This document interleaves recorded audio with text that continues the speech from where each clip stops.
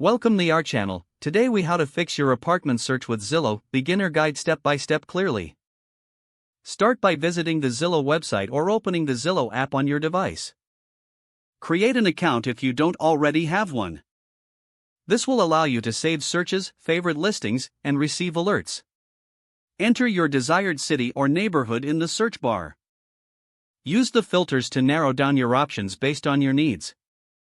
Select criteria such as price range, number of bedrooms, and pet policies. Scroll through the listings to see what's available. Click on any listing that catches your eye to view more details. Pay attention to photos, descriptions, and key features. Check the map view to understand the location better. Look for nearby amenities like schools, parks, and shops. If you're uncertain about a specific area, use Zillow's Walk Score to gauge walkability. Consider setting alerts for new listings that match your criteria. This way, you'll be notified as soon as a property fits your needs. Take notes on the listings you are most interested in. Reach out to the property manager or landlord for any questions.